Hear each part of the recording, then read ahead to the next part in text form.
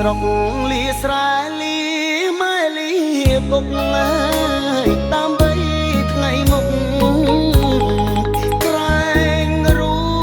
ធូធី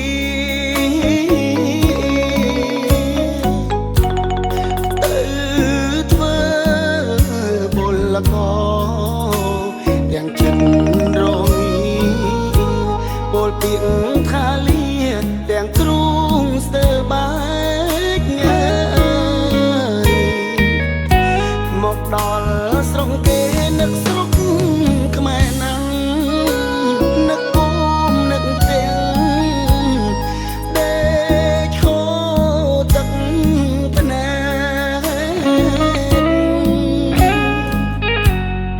ការងារធ្ងន់ស្រាខំមិនអល់ឯងព្រោះចង់ឃើញស្អែកជួបជុំគ្រួសារនៅលើលោកនេះអ្នកណាចង់ក្រចង់រួត្រដោវេទនាខ្លោចសា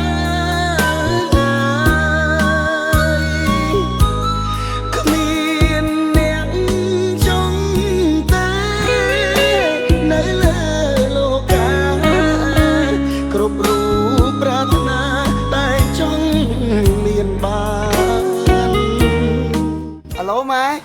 អាឡូកូនលុយដែលកូនផ្ញើមកឲ្យពុកម៉ែតាមវិញណាកូនឥឡូវនេះពុកម៉ែបើកបានហើយណាកូននិយាយអញ្ចឹងកូនសុខសប្បាយអត់កូន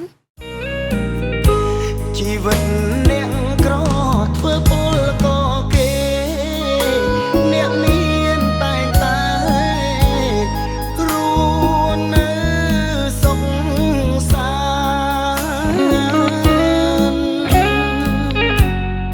ចង់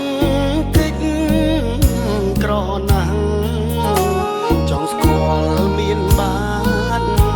វាសនាជួយច្រើនបំណងខ្ញុំផងអើយ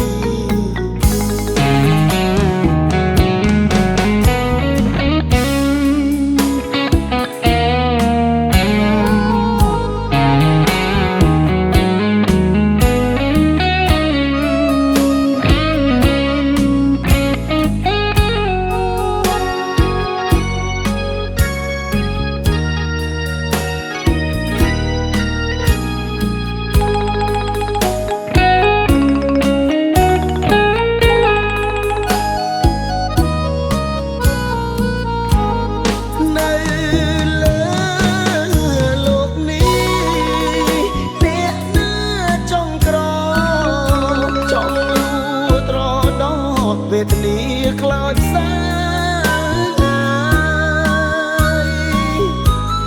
គ្មានអ្នកចង់តែនៅលើលោកាគ្រប់រូបប្រាថ្នាតែចង់មានបានជីវិតអ្នកក្រធ្វើពលកគេអ្នកមានតែងតែរួននៅសុខសាន្តចង់តិចក្រណាស់ចង់ស្គាល់មានបានវាសនាជួយច្រើនបំណងខ្ញុំផង